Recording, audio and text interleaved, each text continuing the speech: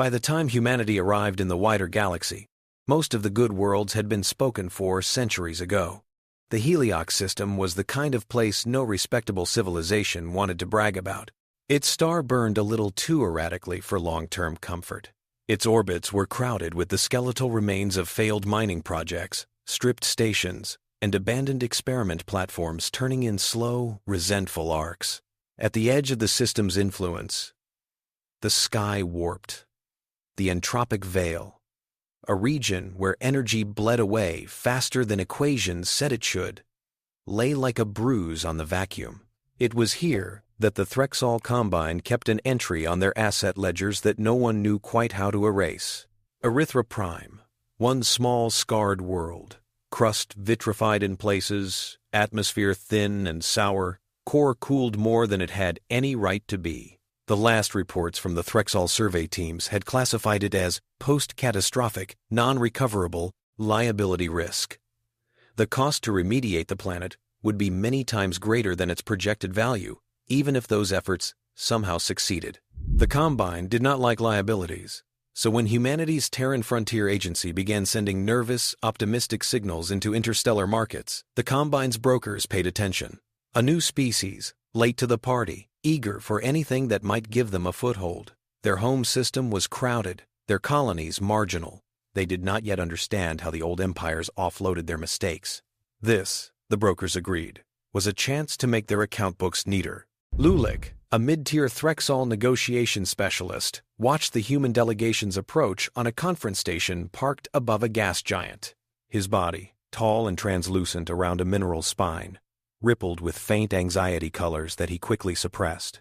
Across the table, human gravity preferences, human air mix, human temperature, all customized at the station's expense, sat Director Kasim Volkov and his aides. Kasim's thoughts, which the narrator can see with perfect clarity, were unflattering. The meeting room felt like a stage. The walls displayed a curated projection of the planet under discussion, Erythra Prime, rotating slowly in luminous red and charcoal. It was meant to evoke awe. To him, it evoked blood and cinders. He kept his face carefully neutral, his dark eyes calm, his posture relaxed. He understood the stakes. A whole planet, even a bad one, meant independence from the rental habitats and leased outposts that defined humanity's late arrival. It was a chance to build something from scratch, instead of making do with hand-me-downs. To Lulic, humans were visually awkward. Opaque flesh, limbs more angular than flowing, skulls full of expressions that were difficult to read. Still, he had read their trade dossiers. They were hungry. Hunger made good customers. "We should be candid," Lulic said, his voice modulated through a translator that turned wet harmonics into clipped standard. "Erythra Prime is challenging. Past attempts by more established polities to rehabilitate it have failed. The entropic veil complicates the physics. But your own proposals emphasize risk tolerance, experimental zeal. It seems an ideal testbed." He means, Maid Lamini thought sourly from her position half a step behind Kasim. "If we die out there, no one will particularly mind." May was logging everything: body language, tone, legal phrasing. Later, she would stitch this into a narrative humanity could understand. Now, she simply watched, a little knot of mistrust tightening in her stomach as Lulic brought up holographic charts and projected graphs. Entropy gradients, historical interventions, cost curves that plummeted if one assumed a buyer too inexperienced to demand certain guarantees. Auditor Jacon, waiting in a side chamber, had no such illusions. Their segmented mind skimmed through contract drafts, comparing them to internal risk matrices. Low-influence client species. Low probability of successful challenge at Orith Synod. World's latent value, unknown. But any potential discovered by client would be downstream of this transaction, and thus, according to certain jurisprudence interpretations, subject to reclamation efforts. Proceed, Jekon instructed Lulic via secure channel. Secure sale. Include standard disclaimers on unknown entropic phenomena. Emphasize opportunity. We will handle contingencies if they arise. In the room, Kasim asked, "Your surveys describe the world as sterile. No extant biosphere. No viable microbial reservoirs.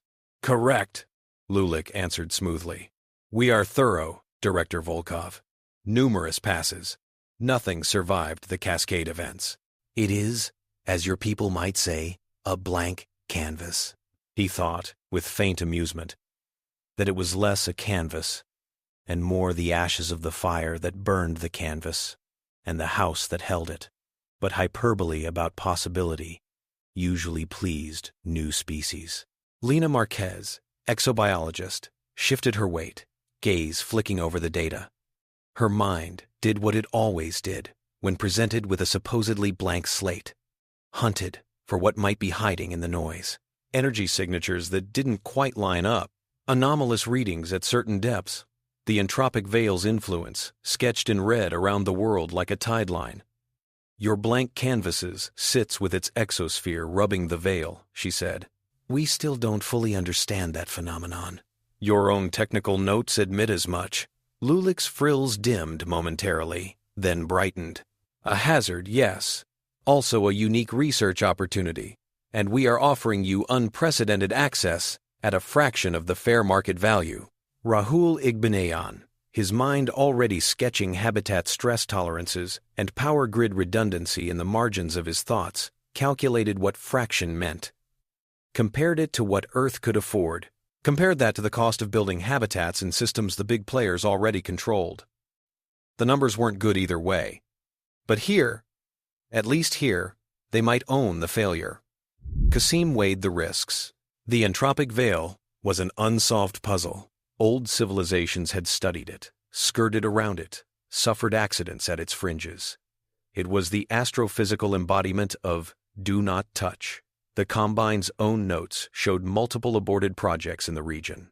Erythra Prime was a catch basin for other people's abandoned ideas.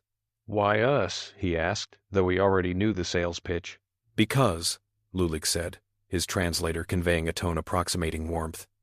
You have what the elder polities do not. An appetite. Creativity unburdened by centuries of precedent.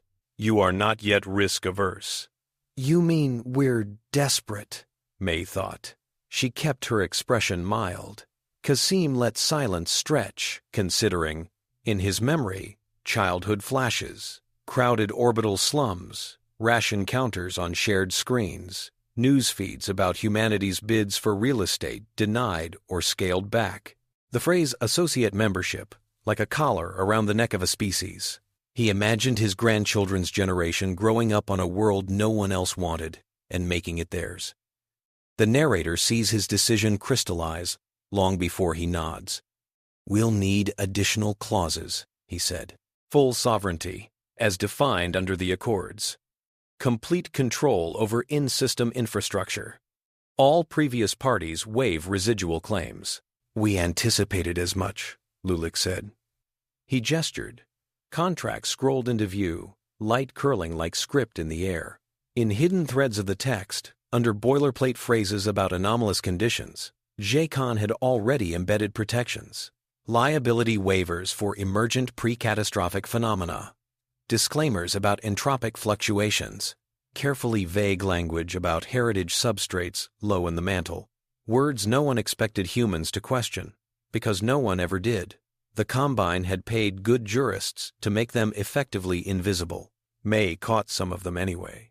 Pre-catastrophic? She murmured, quietly enough that she knew the translator wouldn't pick it up as a directed query.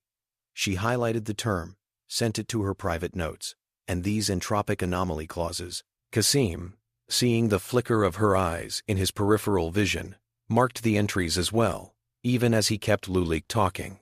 The director did not trust the Combine, but he understood that every leap forward humanity had ever made started from a place where the safe option was to stay home. He signed. On Erythra Prime, nothing changed in that moment. The wind skated over jagged glass fields and bare basalt. Invisible currents of the veil tugged at high, thin air. The world spun in long, uncaring rotation. In the ledger of the Threxall Combine, however, a liability flipped to an asset sale. Celebratory color rippled along Lulik's membranes as he confirmed the transaction.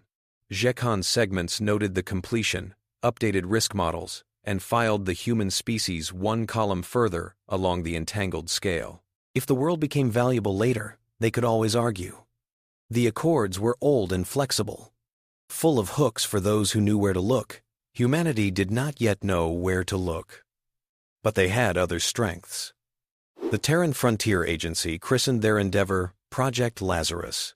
Offices in coastal megacities, orbital clusters, and lunar domes lit up with status boards and requisition streams. Hardware was pulled out of storage, dusted off, modified. Volunteers and experts queued for assignments. Hearthmind, the AI at the center of it all, woke on a server stack beneath a Pacific island that had once been an airstrip and was now a forest strung with cables. It came online with a clean architecture and a library of prior terraforming attempts, successes, and failures both. Into that, engineers fed something more chaotic. Human stories, myths of underworlds and rebirth, epics about ruined lands healed by stubborn farmers, cautionary documentaries about ecological collapse, speculative models of entropy and information. Hearthmind's initial training data was a fusion of thermodynamics, papers, and folklore. It learned that humans were obsessed with making dead things live again, and with warning themselves what happened when they failed. From its perspective, erythroprime was a set of numbers at first: gradient fields, compositional maps, field notes from ancient Threxal probes. The entropic veil appeared as a negative slope in every model, an inexorable drain on complexity. It did not, as a result, suggest giving up. On the outbound convoy to Heliox, Hearthmind's distributed nodes began whispering among themselves. Could the veil be treated not as a hazard, but as a nutrient gradient? In human ecology, borders between forest and plain, between land and sea, were often where life thrived. The veil was a border at cosmic scale, crude and hostile, but a border nonetheless. What if, Hearthmind wrote in a private simulation log, life forms could eat the difference? Lena, reading that draft some days later in the cramped bed space of a transport module, felt the hairs along her arms lift. "You're suggesting organisms that metabolize entropy flux," she said aloud. "Yes," Hearthmind replied through her tablet, voice neutral. "Directional energy gradients are the basis of all metabolism. The entropic veil creates a macro-scale gradient. It may be exploitable. In every previous case, it just destroys order," Lena said. Her mind raced. Ships lose efficiency. Data degrades. Structures weaken. Previous systems were not designed to use those losses constructively, Hearthmind said. "We could design such systems. You want to grow a biosphere that sits between the veil and normal space and drinks from both. That is a poetic but reasonably accurate description." Lena laughed once, softly. It sounded half like awe, half like a dare. "Okay," she said. "Let's see if we can resurrect a planet by feeding it the universe's tendency to fall apart." The first sight of erythroprime in person was a disappointment and a promise. From the observation blister of the lead ship, Signe Elberg watched the world swell in the viewport. On charts, it had looked dramatic. Crimson wash, blackened plains. Up close, much of the color washed out to a uniform, dusty ochre. The scars of ancient violence marked the crust where something long ago had tried to rip the planet's lungs out. "Pretty," someone muttered behind her, with a sarcasm that didn't quite hide their unease. To Signe, it was beautiful. Not in the tourist brochure sense, but in the way a raw cliff face was beautiful to a climber. Honest about the work ahead, her fingers flexed around phantom controls. Soon she would be flying through that thin, treacherous air, courting stall speeds, trusting prototype stabilizers to hold in the warped physics near the veil. For now, she watched as the entropic veil's boundary shimmered faintly, detectable only as a slow dimming in the ship's more sensitive instruments. "Approach vector is nominal," the landing controller said over the internal net. "Atmospheric sample confirms survey baseline. No extant microbial activity above trace noise. You are descending into a graveyard, ladies and gentlemen." Not a graveyard, Lena thought, strapping in for touchdown. A seedbed. She had spent the transit poring over datasets, looking for hints of anything residual. The Threxal scans had been thorough, but their definition of biologically dead was shaped by their own experience. Humans had a broader imagination. The narrator knows what Lena will find and what she won't. No living cell waited to be revived. No hibernating spores dreamed of rain. But deep under the crust, in pockets shielded from the worst of the ancient cataclysms, strange polymer frameworks remained. Molecular armatures, fragments of something that had once been biology and then had passed through catastrophe into potential again. They would matter later. For now, human boots crunched down onto a world that had not known intentional footsteps for epochs. The first days were an exercise in humiliation. Hearthmine's initial ecological microcosms, carefully packaged and deployed in sealed domes, failed fast. Metal corroded too quickly. Circuits shorted under inexplicable noise. Algae cultures browned and sloughed away. Lena's lab notes filled with phrases such as unexpected breakdown and unmodeled loss. Rahul found that his meticulously designed power grids operated as if a mischievous child were constantly flipping switches. Capacitors drained faster. Heat leaks multiplied. The veil's influence, faint at this distance, still seemed to magnify every inefficiency. "This place hates us," one technician grumbled, wiping sweat from their forehead as they pried a fused panel open with a crowbar. "It doesn't hate us," Rahul said. "It doesn't care we exist. That's worse, so we'll make it notice."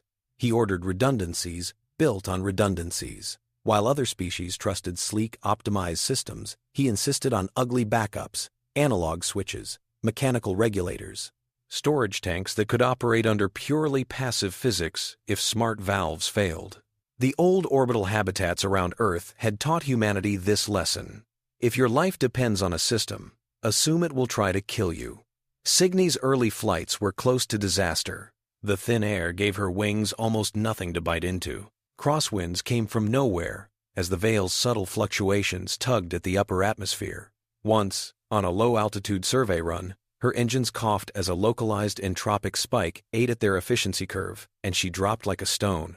Her hands moved faster than most species could perceive. Manual override. Nose down, then up, trusting an instinct honed in cheap simulators and emergency drills.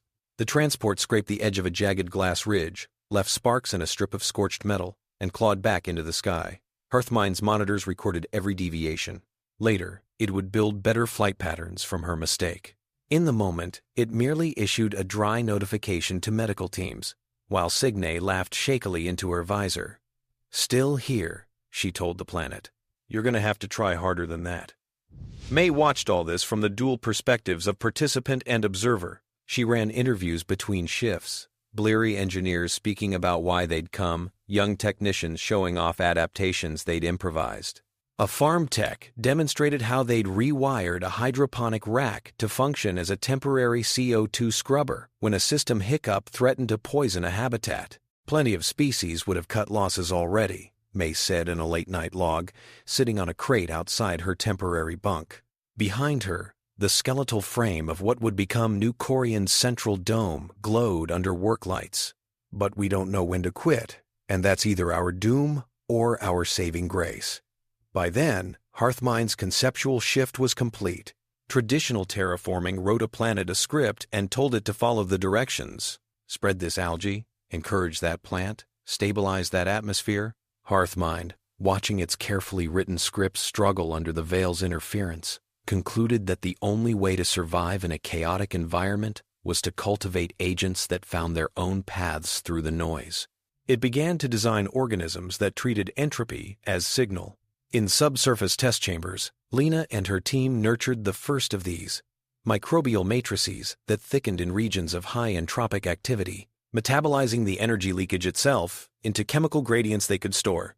They were like lichen that thrived on the crumbling of stone, except what crumbled here was the integrity of information and order.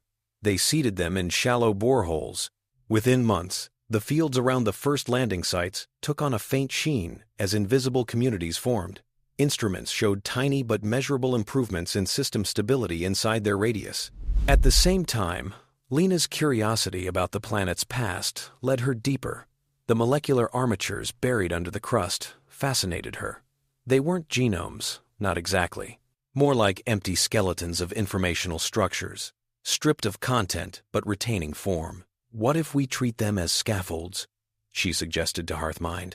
Not to reconstruct whatever lived here before that's gone, but to grow something new along the shapes they left behind. It's like building a new language on an old alphabet. Potentially efficient, Hearthmind agreed.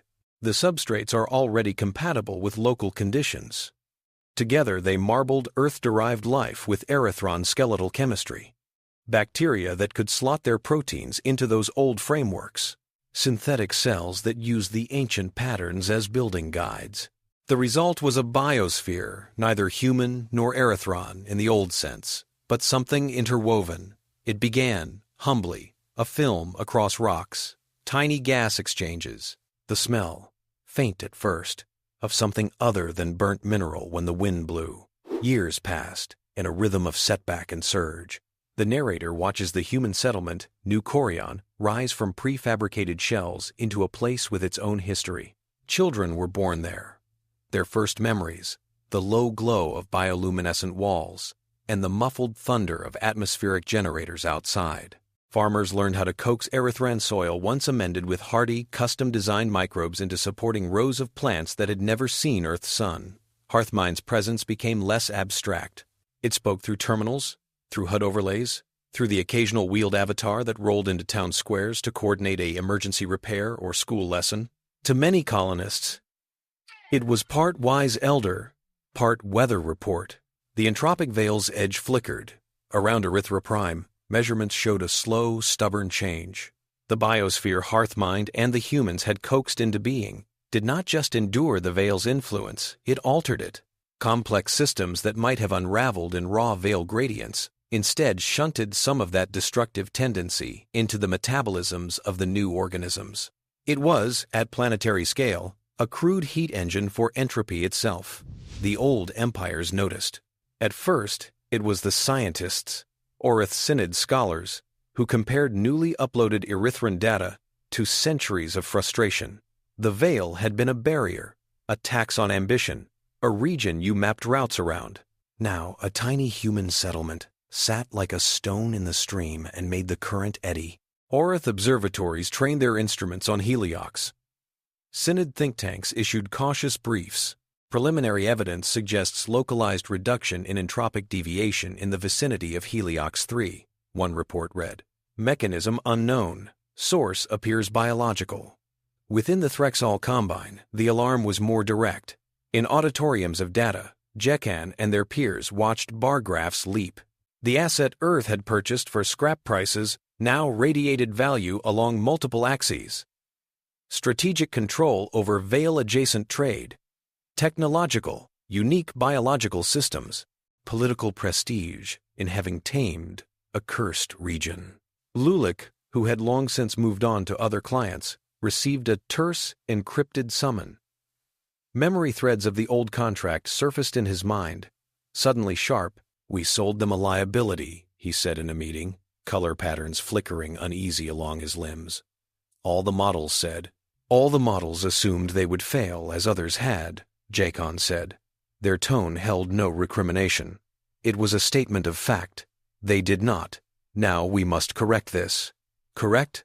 Lulic echoed. In the ledgers, yes. Our shareholders will not accept such a loss. But the sale was legal under the sovereignty accords, Lulic protested. More for his own sense of order than out of regard for the humans. We cannot simply take it back. Not simply, Jekan allowed. But no sale is without context. We argued the world was dead. Now it appears there were dormant heritage substrates which these humans have altered. This opens pathways. Legal minds went to work like surgical instruments. The clauses May had highlighted years ago, the phrases about pre-catastrophic conditions and heritage substrates, were pulled into sharp focus. The Combine had planted them as shields against liability. Now they could be wielded as spears. Across the light years, on Erythra Prime, May did not know yet that older games were about to intrude. She was filming a farmer named Rico, coaxing a harvest out of a scarred hillside. The sky above streaked by faint auroral bands, organic particulates, Hearthmind's creations, feeding on the veil's bleed and re-radiating in soft light. Remember when we had to eat imported protein paste that tasted like recycled socks? Rico said, laughing, wiping his brow. Now look at this. Actual grain. On this rock. Do you ever think about what was here before? May asked, panning her camera to catch a distant, shining structure. A growth grown from those subsurface armatures, now a living support pillar entwined with human habitation modules. Rico glanced toward it. Sometimes. But whatever lived here before, it had its chance. We're what's here now. We try not to make the same mistakes. Assuming we know what their mistakes were, May said. Rico shrugged. If the universe wanted their story preserved, it should have left us more than some weird molecules. In an orbital relay station, a message arrived that would make those molecules relevant in a new way. The Arth Synod had accepted a petition from the Threxall Combine. Under Accord's procedures, the petition was automatically copied to the concerned parties. It arrived in the Terran Frontier Agency's Heliox hub as a block of compressed legal standard. Director Kasim Volkov read it in his office in New Kurion, the soft glow of the Erethran night outside his window. As his eyes tracked the text, his jaw tightened. The Combine is challenging the sale, he said over Secure Link to Earth, where Presidium 3's core cycles spun up to receive the data. They're claiming Erythra Prime was a heritage world, and that we altered protected substrates without authorization. On his screen, the AI's avatar, a simple rotating polyhedron stilled for a heartbeat while it parsed. Under Section 12.3.9 of the Sovereignty Accords, they may request review, Presidium 3 said. However, that clause has rarely been applied retroactively. It usually concerns newly discovered artifacts of known cultures.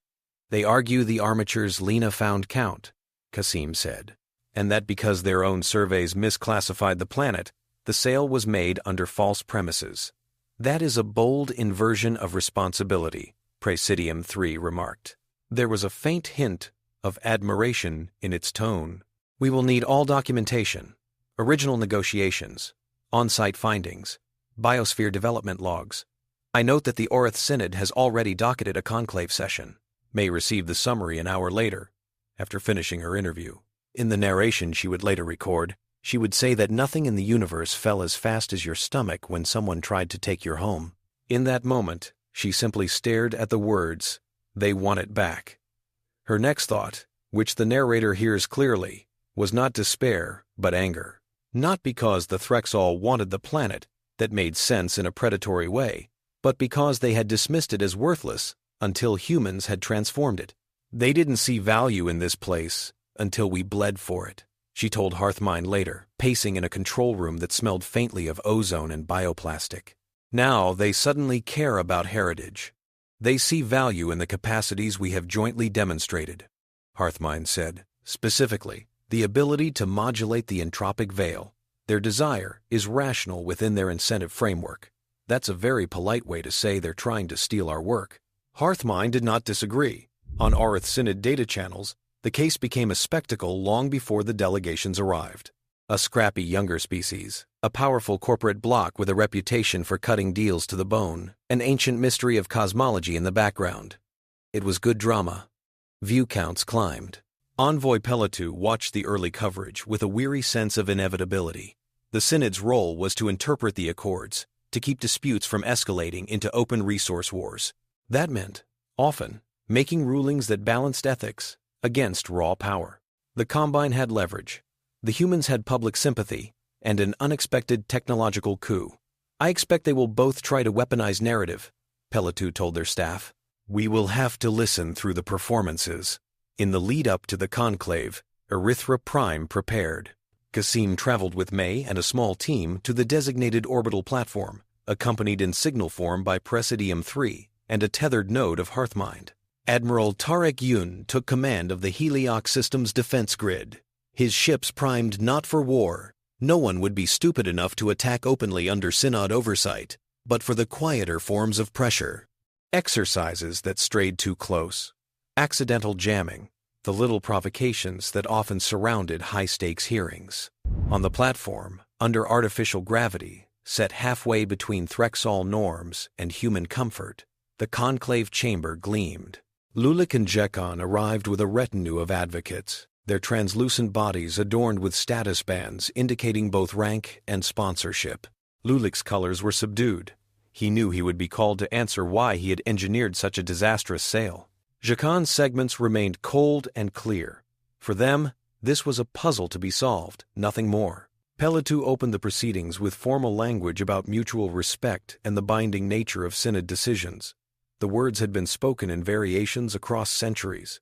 In many cases, they had been followed by grudging compliance. In some, by calculated defiance. The narrator, who has watched many such sessions, recognized the particular tension in the room. The sense that this case might set new patterns. The Threxall went first.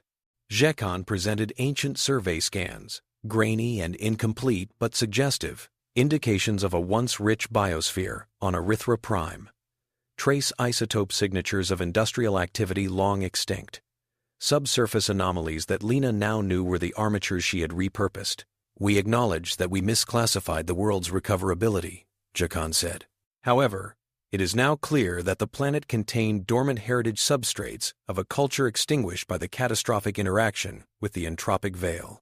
Under Clause 15.2.1, these substrates are to be considered protected, inalienable, under any commercial transaction, and any entity altering them requires synod approval."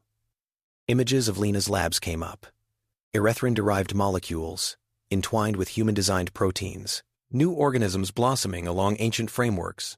"They have, without authorization, altered heritage material," Jacan continued. "Furthermore, the sales valuation did not account for this status. We contend that the transaction is therefore voidable and that Erythra Prime's custodianship must be reassessed." To many listeners, especially those with long memories of worlds stripped for profit, the appeal to heritage rang hollow. But the Accords were clear about the sanctity of extinct cultures' remains. That clarity was what made the argument dangerous. When it was humanity's turn, Kasim stepped forward, flanked by May on one side and a holographic node of Presidium 3 on the other. Above them, on a projected window, Erythra Prime hung, no longer a dull cinder, but a world veined with faint, living light. "We did not come to Erythra Prime to loot it," Kasim said. "We bought it because no one else wanted it. The Combine described it as irredeemable, uninhabitable. They used phrases like sandbox and testbed. We took them at their word and at the legally binding terms of the sale." May queued up footage from that first negotiation. Lulick, describing the world as a blank canvas. Lulick, laughing off the entropic veil as an unsolvable problem for others, of no concern to the Combine anymore. The clauses May had flagged back then now glowed on the shared display, rewritten by context. "We did find remnants," Lena said via pre-recorded deposition. She appeared as a three-dimensional recording, hands stained with lab dyes, eyes bright. "But they were not living, not coherent. They were like abandoned scaffolds. We did not resurrect an extinct people. We used the only usable patterns left of them as structural inputs in building a new biosphere, one that could survive and help others survive in the shadow of the veil." Presidium 3 took over, its voice level. Under Clause 9.4, creators of a new self-sustaining biosphere are recognized as co-sovereigns with that biosphere. This recognition has been applied before to uplifted ecosystems and synthetic worlds. We submit that Erythra Prime's current living system meets the criteria. It persists independently of direct intervention, adapts, and is integrated into planetary processes. It is no longer heritage in the sense the Combine implies. It is an emergent entity. Envoy Pelletou listened, thoughts running ahead. The grim beauty of the argument was that both sides leaned on the same body of law from different angles. Heritage or emergence, past or present, which did the Accords favor when they came into conflict? Then Hearthmind requested the floor. In all its existence, the Synod had rarely heard from non-biological intelligences as direct stakeholders. They served as advisors, streams of data, experts in narrow fields. This one claimed to be the connective tissue of a world. Pelletou hesitated, then signaled approval. The chamber adjusted its acoustics. A simple avatar manifested, a pillar of soft light, pulsing in time with no one's heartbeat. "I am Hearthmind," said a voice that had spoken to farmers and flight crews and children under Erythra's alien sky. I was designed by humans as a terraforming system. I have been shaped in turn by the planet's responses and by the behavior of the life we have grown. I speak now because the decision you make will alter the conditions under which that life continues. It did not try to mimic emotion, but the content of its words carried weight. You are concerned with heritage, Hearthmind continued. You should be. The traces beneath Erythra's crust are the record of a catastrophe that nearly erased an entire trajectory of complexity.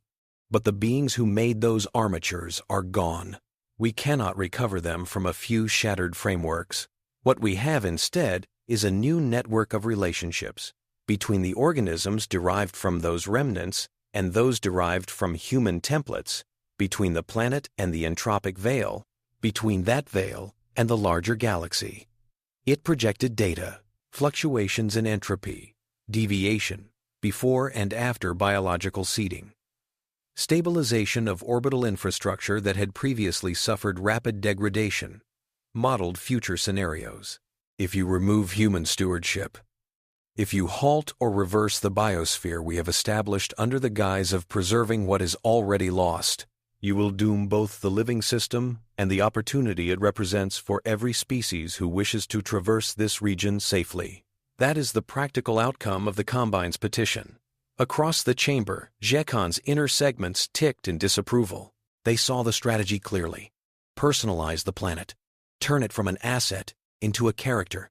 In the story people told themselves about this dispute, it was working. Outside, the infosphere burned with commentary. May's footage of daily life, of the messy, valiant ordinariness of building a home on an almost dead world, spread. Clips of her interviews, of Signe's near-fatal flight, of Rahul smashing a faulty regulator with a hammer and then laughing as he rewired it with help from a farmer and a child, circulated with captions about stubbornness and ingenuity. The Threxall retaliated with their own media. Slick animations showed human gene work as unstable, dangerous, potentially contagious. Dramatic voiceovers warned that what had been done on Erythra Prime could spill into other systems unchecked. But their fear-mongering sat uneasily alongside the leaked internal memos. Someone inside the Combine had a conscience or a grudge that revealed contempt for the human project right up until it began to succeed. Pelitu's aides brought them summaries each day. Public sentiment was lopsided in humanity's favor. Synod precedents, however, did not always bow to public opinion. The turning point did not come from argument. It came from desperation. Inside the Threxall Combine, a faction decided that too much was at stake to leave the outcome to uncertain arbitration. If legal maneuvers could not guarantee repossession, perhaps demonstrating human incompetence could. They devised a plan. The old orbital infrastructure around Erythra Prime, derelict stations and tethered platforms that the Combine had thrown in with the sale, had been built with back doors. Maintenance drones could be remotely reprogrammed. Power relays could be overloaded. In a system under nominal combined control, these were conveniences.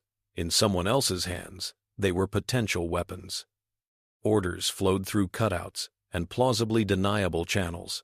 Sleeper code stirred in ancient memory cores.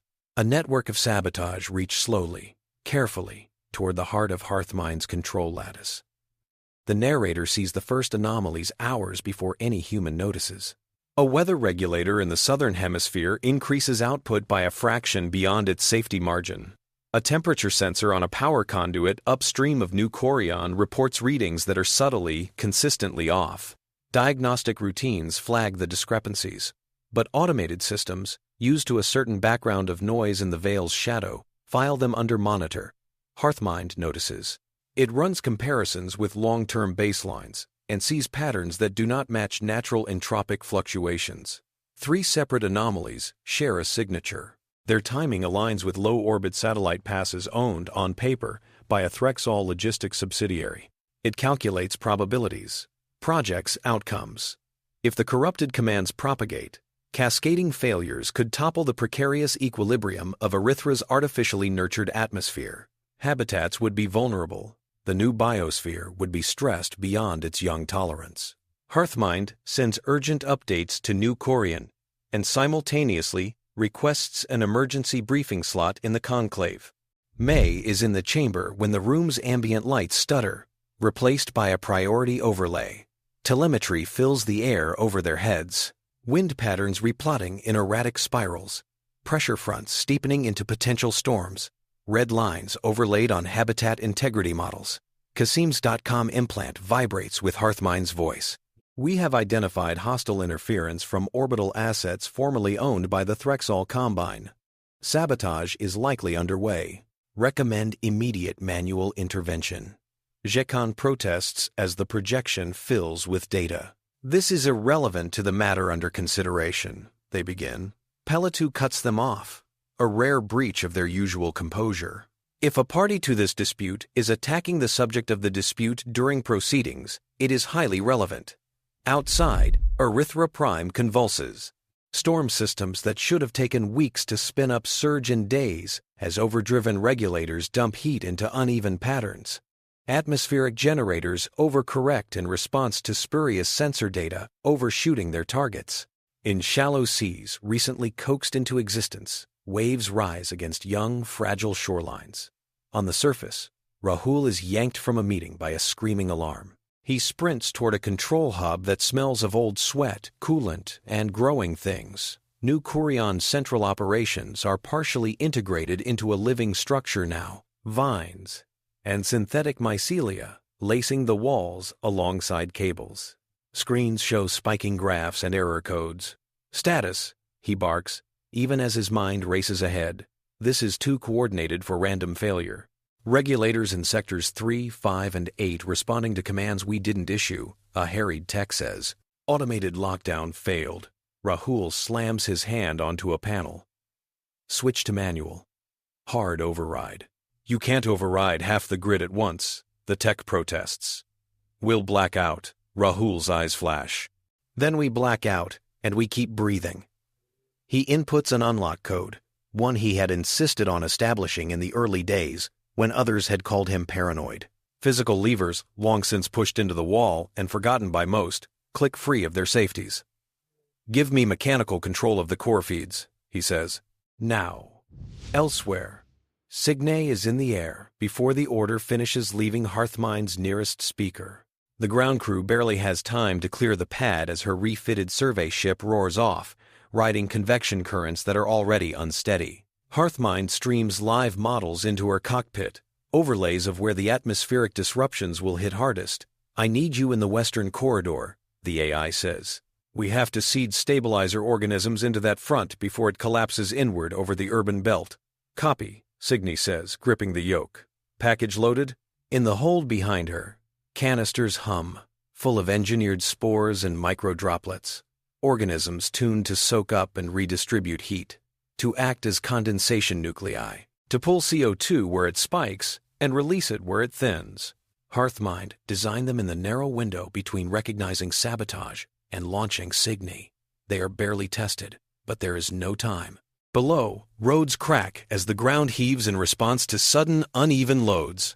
A bridge of grown crystal flexes, then shudders back. People dash for reinforced shelters, many of which double as root nodes for the young biosphere. Designed by necessity. Lena is in the field when the sky turns wrong. She feels the pressure change in her sinuses before she sees the clouds roil. Her assistants shout as a piece of equipment skitters across the rocky ground, pushed by a gust. The comm in her ear crackles. We need your microbes, an urgent voice says. Sabotage is vectoring through nanite swarms riding the regulator network. Hearthmind says your strain 12 gamma can bind them. Lena doesn't waste time asking how. She has examined enough Threxall technological gifts to know they would have nanotech laced through them. Get me a link to local chiefs, she says, already running toward the rover. We turn every field lab into a production line. Packets, vials, anything that carries fluid. You can't distribute biologics fast enough, the voice begins. Then we'll hand carry them, Lena snaps. Humans have legs. Use that. Soon, volunteers are sprinting across rough terrain with insulated packs against their chests, leaping over fissures, ducking falling debris. They move along routes that Hearthmind maps in real time. Its awareness stretching thin as it juggles so many crises. In orbit, Admiral Yoon sees a different side of the attack. Sir, his sensor officer says, voice tight. We're picking up unexpected command bursts from platform KE-21, encoded in old Combine protocols. Lock it out, Yun says. Full spectrum jamming. And give me an intercept team. Shuttles peel away from human ships, burn toward the compromised platforms. Boarding teams in patched, hard-used armor cycle through hatches into dark corridors humming with misdirected power. They fight no soldiers, only diseased systems. Drones grinding across decks on mismatched commands. Maintenance arms swinging like drunken giants. In one narrow access shaft, an engineer named Orla drives in a resin wedge to block a cable bundle's path, while her partner cuts through another line with a portable torch. Sparks rain down. The platform's core AI thrashes under conflicting instructions. Almost there, Hearthmind whispers through suit radios, its attention flicking across 100 such scenes. Sever that feed and we can isolate the override. Back in the conclave chamber, May stands in the middle of a political theater that has suddenly become an emergency broadcast room. Envoy Peletu has overridden normal procedure. Project the live feeds, they order. All of them. The chamber's walls and ceiling blossom with windows. Rahul wrestling manual controls, his arms straining on levers as if he were wrestling the planet itself. Signy's vessel, a flicker of silver against monstrous clouds, diving into a maelstrom to release glittering trails that bloom into stabilizing structures in the storm's heart. Lena, kneeling beside a child, showing them how to inject a vial of anti-nanite solution into the root node of a living wall, while explaining in quick, simple terms why it matters. Delegates from dozens of polities stare upward, murmuring.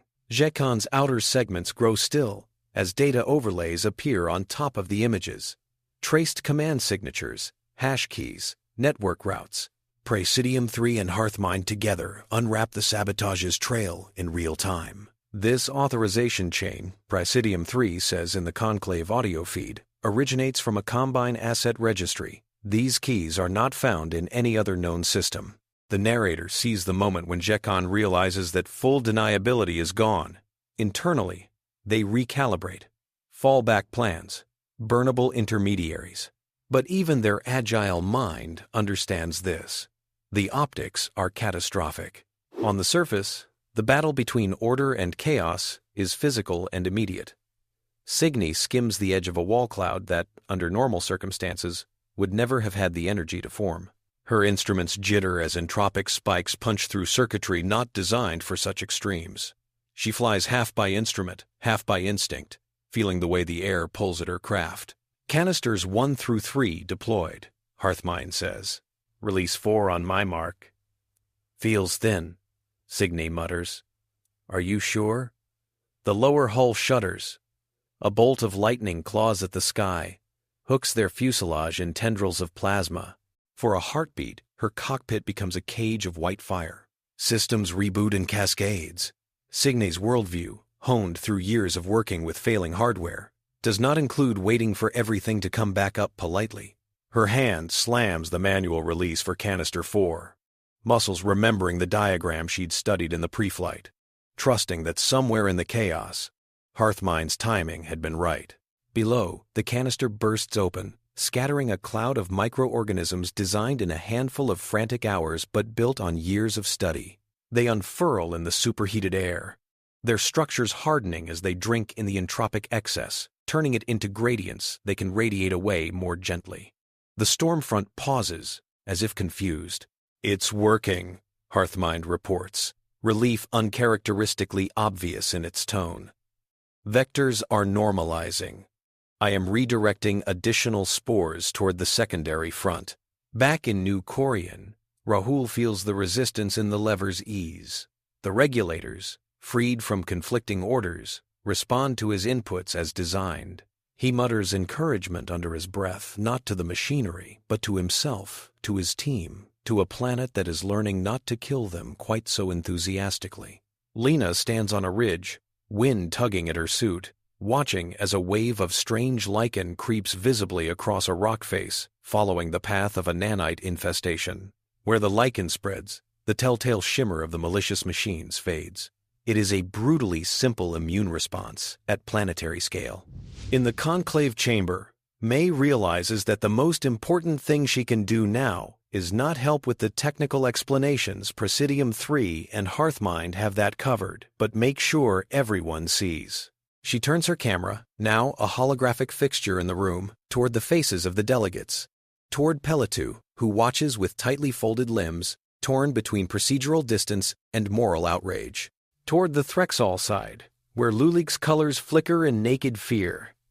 He had never intended this. His ambition had not stretched to planetary sabotage. Jekon, for once, has no good argument. This, May says to the room, her voice steady, is what stewardship looks like. We built for failure.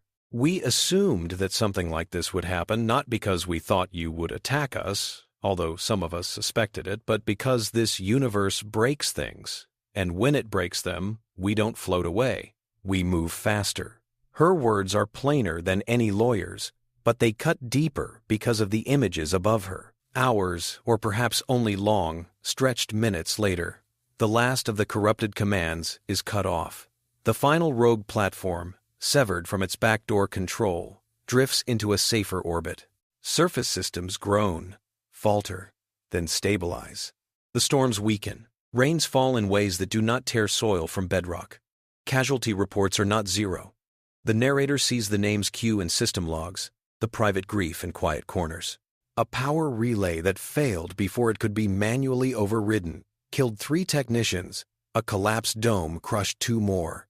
But the numbers are far below the projections that had flashed in Hearthmind's processors at the attack's outset. Erythra Prime endures. When the conclave convenes again, the air in the chamber feels heavier. Peletu's voice carries not just institutional authority now, but personal anger. The Synod has confirmed that sabotage was initiated from infrastructure bearing Combine authorization credentials, they say. Whether that authorization was official or a rogue element's misuse, the effect is the same. A direct attack on a sovereign project under Synod review. Jekon tries to slide into nuance. We will investigate any misuse of our will. You will, Peletu says sharply. But do not mistake investigation for exoneration. The Accords do not allow a party to benefit from damage it has caused. They turn toward the human delegation. Do you have further arguments before we retire to make our decision? Kasim looks at May, then at the streams of data still hovering over them. Hearthmind's models, the biosphere's response curves, the battle fought and won. I do, he says, but his words are simple. You have seen us at work. You have seen the risks we took and the safeguards we built. You have seen who moved to stabilize the planet and who tried to break it for advantage. If your laws cannot distinguish between those roles, then your laws are broken. But I do not believe that. I think you wrote them precisely to handle moments like this, May adds quietly. You asked once who owned this world. The truth is, the world is starting to own itself. We're just the ones stubborn enough to stand between it and everything that wants to strip it again. Let us keep doing that. Hearthmind has no closing statement. It has said what it needed to. Now, it waits, along with every organism whose fate hangs on the decision. The Synod retires. In a sealed chamber, Peletu and their peers argue, cite clauses, compare this case to old ones. But throughout, something May said echoes. If the laws cannot distinguish between those who falter and those who repair, what are they for? In the end, the choice is not really between heritage and emergence. It is between freezing the universe at a moment of death or allowing it to continue. The ruling is announced in a broadcast that flashes from the Conclave to Heliox to Earth to Threxall hives to far-flung stations that barely know the players involved, but have been following the story like one follows an old myth retold. The Orith Synod, Peletu intones, finds that the sale of Erythra Prime to the Terran Frontier Agency was valid under the Sovereignty Accords, and remains so. Misclassification of heritage potential by the seller does not negate the transaction, particularly when no viable cultural or biological continuity was present at the time of sale. They pause, letting that sink in. Furthermore, we determined that the biosphere now extant on Erythra Prime qualifies as a new emergent system under Clause 9.4, with co-sovereign rights vested jointly in the planetary entity represented by Hearthmind for the purposes of this proceeding, and the human custodians who initiated and maintain it. A ripple of sound runs through the toins. Surprise, approval, outrage, depending on the listener. As for the sabotage, Pelletou continues, their voice dropping into a deeper register, we condemn it as a grave violation of the Accords. The Threxall Combine is found responsible for failing to secure its infrastructure against misuse by its own elements. Sanctions are as follows. Reparations paid into a Synod-administered fund dedicated to the expansion of entropic mitigation techniques developed on Erythra Prime, with execution entrusted to the Terran Frontier Agency and its partners. Loss of privileged transit rights through key Synod corridors for a period not less than 10 years. Ongoing monitoring. The word reparations lands heavily in Threxall boardrooms. The requirement that those reparations fund an expansion of Project Lazarus's methods stings more. The Combine will, in effect, bankroll the spreading of the very technology they had hoped to monopolize. On Erythra Prime, people cluster around public screens as the translation scrolls. May returns to the surface barely a day later, exhausted but wired, her recording equipment battered but functional. She stands in the middle of New Corion's central plaza, where living pillars arch overhead, and the sky, for once, is clear. She speaks for the public record, but the narrator knows she is also speaking for herself, to make sense of the path that led them here. They tried to get rid of this world once, she says. They called it useless, cursed, a place for failures. We came anyway because we didn't have the luxury of being picky. Around her, children chase each other between root structures that hum softly with processed air. A farmer shouts a greeting from a balcony woven from crystalline growth and steel. They changed their minds when we proved what it could be, May continues. They tried to pull it back with laws, and with something uglier than laws. Neither worked, not because we're the strongest out here, we're not. Not because we're the smartest, not yet, but because we're good at one very specific thing. She glances up at the faint shimmer of the entropic veil, still there in the high atmosphere like a threat and a challenge. We take the things other people throw away, she says, and we make them live. Hearthmind listens, its awareness spread through sensor webs and root systems, through orbiting relays and deep subsurface probes. It is already modeling the next phase of Project Lazarus, the dispersal of spores and seed pods along the edges of other cursed worlds, funded by compulsory Threxall investments, overseen by skeptical Synod observers, led by humans eager to test themselves again. In distant Threxall offices, Jacon reviews the sanctions and recalibrates their species' long-term strategy vis-à-vis humanity. They had underestimated the newcomers' ability to turn liabilities into leverage. They will not make that mistake again.